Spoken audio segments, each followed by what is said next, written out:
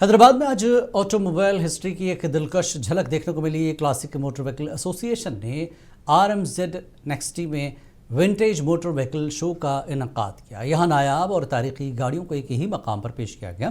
नुमाइश में तकरीबन 35 विंटेज कारें और 20 मोटरसाइकिलें शामिल थीं, जिनमें बाज़ मॉडल्स 1920 की दहाई के थे।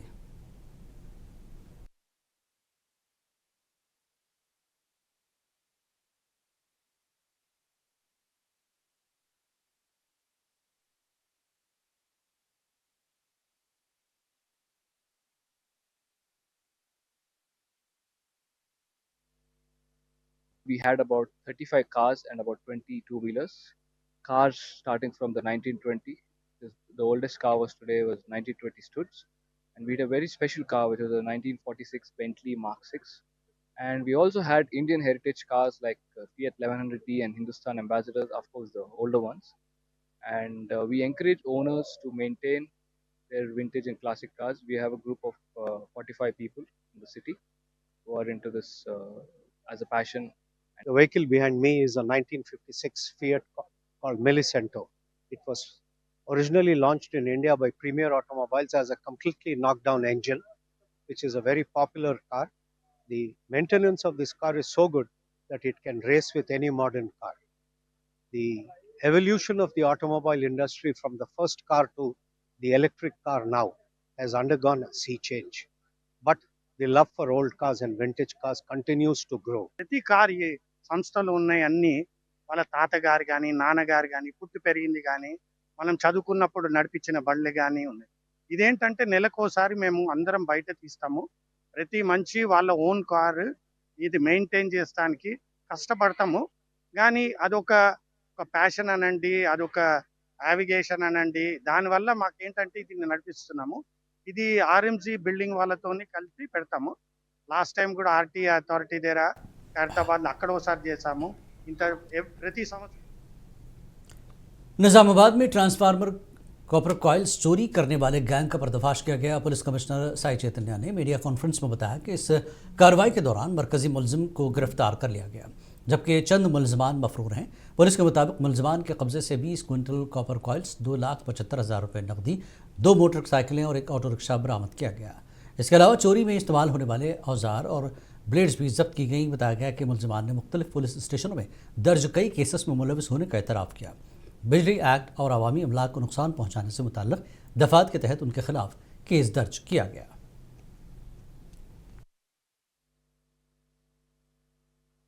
పోలీసులు ఒక ట్రాన్స్ఫార్మర్ దొంగతనాలు చేసి గ్యాంగ్ని పట్టుకోవడం జరిగింది. ఇవాళ పట్టుకున్న నిందితుల్లో ఒక వివరాలు ఏంటంటే అఫ్జల్ ఖాన్, తర్వాత అర్బాజ్ ఖాన్, సిద్దిక్ ఖాన్, మొహమ్మద్ అఫ్సర్, మహబూబ్ ఖాన్, బోర్గే బాలాజీ, షేక్ ఆరిఫ్, మొహమ్మద్ రాజా అనే అక్యూజ్ని పట్టుకోవడం జరిగింది. దీంట్లో అఫ్జల్ ఖాన్ అనే అతను నాందేడ్ వాస్తవ్యుడు, కానీ మన నిజామాబాద్ ఆటోనగర్లో ఉంటాడు. అట్లానే అర్బాజ్ డైన్సా వాస్తవ్యుడు, మన ధర్మపురి హిల్స్లో ఉంటాడు. సిద్దిక్ ఖాన్ ఈ రేంజల్ బేస్ వాస్తవ్యులు. మొహమ్మద్ అఫ్సర్ అనేవాడు అతను పరాగ్లో ఉన్నాడు. మహబూబ్ ఖాన్ అతను కూడా బైన్సాపట్నం, అతను రిసీవర్, ఈ కాపర్ కాల్స్ అతను కొనే అతను. బోర్గే బాలాజీ అనే అతను కూడా అర్సపల్లి, ఇతను కూడా రిసీవరు. తర్వాత షేక్ అరీఫ్, ఇతను నాందేడ్ మహారాష్ట్ర, ఇతను రిసీవరు. తర్వాత మొహమ్మద్ రాజా, ఇతను వెంగళరావు కాలనీ నిజామాబాద్, వీళ్ళందరూ రిసీవర్లు. ఇవి కాకుండా మీరు ఒక 1.2 quintals of copper coils recover చేయడం జరిగింది. తర్వాత 2,75,000 నగదును రికవర్ చేయడం జరిగింది. 2 టూ-వీలర్ వెహికల్లు, ఒక ఆటో, ఏదైతే దొంగతనం చేయడానికి ఉపయోగించారో ఆటోని, తర్వాత దొంగతనానికి వాడిన పనిముట్లు కూడా రికవర్ చేయడం జరిగింది. వీళ్ళు ఒక 34 కేసుల్లో ట్రాన్స్ఫార్మర్ థెఫ్ట్లో ఇన్వాల్వ్ అయి ఉన్నారు. అసలు విషయానికి వచ్చేది ఏంటంటే మనకి లాస్ట్ ఒక 3-4 మంత్స్ నుంచి రెగ్యులర్గా బోధను, నవీపేట, ఎడపల్లి, నిర్మల్ వాటిలో ట్రాన్స్ఫార్మర్ థెఫ్ట్స్ అవుతున్నాయి. వీటి గురించి కంటిన్యూస్ నిఘా పెట్టడం ద్వారా మనం ఈ గ్యాంగ్ పట్టుకోవడం జరిగింది. పట్టుకున్న తర్వాత వీళ్ళ వివరాల్లోకి వెళ్తే తెలిసింది ఏంటంటే ఈ అఫ్జల్ ఖాను, అర్బాజ్ ఖాను, సిద్దిక్ ఖాను, మొహమ్మద్ అఫ్సర్ వీళ్ళందరూ ఇంతకుముందు ఆవుల దొంగతనము, ఆటోమొబైల్ దొంగతనము, బైకుల దొంగతనం చేసేవారు.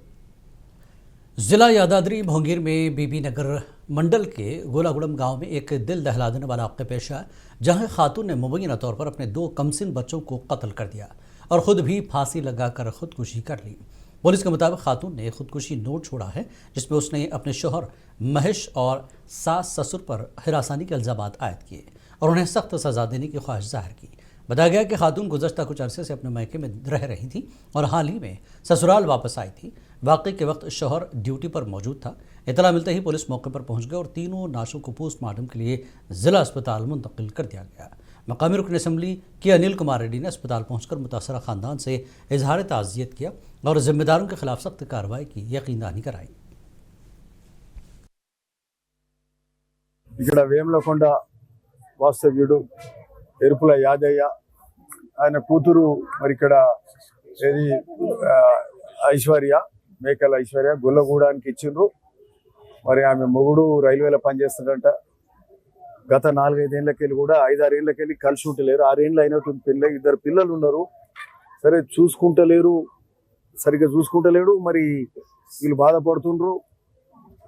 సరే నిన్న రాత్రి అక్కడ ఈ తీసుకొచ్చి ఇక పిల్లలు భార్య భర్తలు ఒక దగ్గర ఉండాలి, పిల్లలు 2 ఉన్నారు కదా అని వీళ్ళు రాత్రి తీసుకుపోయి వాళ్ళ తమ్ముడు సర్పంచ్ ఆయన తీసుకురమ్మంటేనే పోయి పంపిండ్రు. అంటే నేను పోయి ఆడ దించొచ్చిర్రు రాత్రి. సరే ఆ దించేసే క్రమంలో ఆయన అక్కడ ఏం జరిగిందేమో, ఇది చావా లేకపోతే సూసైడా లేకపోతే చంపివేయబడ్డా మర్డరా, పిల్లలు 2 పిల్లలను కూడా మెత్తలు పెట్టి చంపినారని అంటుర్రు. అంటే సఫికేషన్ లా చనిపోయిన ఘటన ఇది. చాలా బాధాకరం. సరే తల్లి పోయింది, 2 పిల్లలను ఉన్నారంటే అది కూడా పరిస్థితి లేదు. సరే ఇక జరిగిపోయిన ఘోరం జరిగిపోయింది. ఇక తీసుకొచ్చి మనమైతే ఏం చేయలేని పరిస్థితే. సరే కాకపోతే ఏంటంటే ఆ గ్రామస్తులు, చుట్టుముట్టు గ్రామస్తులు అందరూ చాలా మంది, వందలాది మంది, మరి 1000 మంది కంటే ఎక్కువ వచ్చారు ఇక్కడ. అందరూ చాలా బాధ వెలుగొస్తున్నారు. సరే ఇప్పుడు పోలీసు అధికారులు కూడా ఉన్నారు. అతన్ని, ఆ క్రూరుని, మరి ఇంత ఘోరం చేసిన అరెస్ట్ చేసిండ్రు. సరి అయిన ఉరిశిక్ష కూడా అంటారు. అది ఎంత తప్పు, ఆ తప్పు నిర్ధారణ చేయాలి. ఎంతటి పనిష్మెంట్ కైనా అర్హుడు. మరి ఆ పనిష్మెంట్ వేయాల్సిందిగా దీన్ని థరో ఇన్వెస్టిగేషన్ చేయాలని ఇప్పుడే ఏసీబీ తోటి కూడా మాట్లాడి, డిఎస్పీ గారితో మాట్లాడి 6 సంవత్సరాల క్రితం పాప ఐశ్వర్యను ఈ మహేష్ అనే అబ్బాయికి ఇచ్చి ఒక 50 నుంచి 60 లక్షల వరకు వరకట్నం ఇచ్చి పెళ్లి చేయడం జరిగింది. తర్వాత పాటు इंडियन मेडिकल एसोसिएशन तेलंगाना शाख की जानिब से हैदराबाद कोटी में वाक़ IMA हॉल में एक राउंड टेबल कॉन्फ्रेंस मुनक़्क़िद की गई, जिसमें अरकान पार्लियामेंट, अरकान असम्बली और ज़राई शोबे के हुक्काम ने शिरकत की। कांग्रेस रुकन पार्लियामेंट कड्डम काव्या ने कहा कि घास फूस ख़त्म करने खेतों में इस्तेमाल होने वाली दवा पैराक्वाइड का इस्तेमाल जानलेवा साबित हो रहा है और इसका कोई तरीक़ा मौजूद नहीं, इसलिए इस पर मुकम्मल पाबंदी आयद की जानी चाहिए।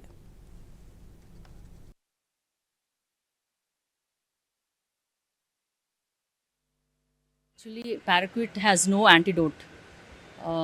Our farmers are using it to burn the grass after reaping, and then as doctors, today we have organized one state IMA has organized one roundtable conference with the Lok Sabha and Rajya Sabha parliamentarians as well as MLAs and other doctors and common public, saying that we need to ban this at any cost because there is no coming back. If a person consumes at least 1 drop of this paraquat, there is 100% mortality, that is 100% deaths happening. There is no treatment, there is no, and even the patient themselves, they want to survive. They are requesting the doctors, but as we don't have any antidote, we can't save them. That's the reason it's easily available. It is not having antidote, and we can't treat the patients, and even during that period it is costing a lot to the families. So for this reason we want to ban this paraquat. Kishan, President, Indian Medical Association, Telangana State. Dr. Ashok, Secretary, IMA Telangana State.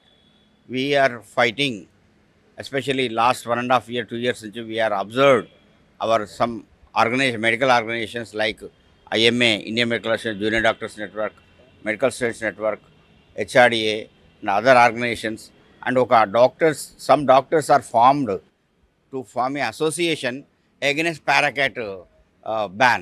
So this is happening since last 2 years. We are observing seriously, and IMA Telangana State has taken a decision to conduct a roundtable conference by including all political parties representatives.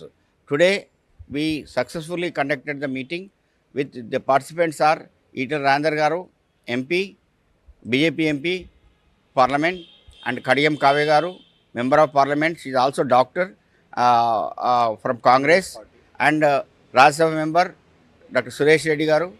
They from Congress, they also participated. And coming to MLA, Kavampalli Satyanarayana Garu, he from Congress, he participated. And అన్నిటికంటే ముఖ్యంగా కోదండరెడ్డి గారు chairman of agriculture and farmers welfare చైర్మన్గా తను చాలా స్పందించారు. ఇక్కడ we conducted this round table conference by inviting the victims of the families.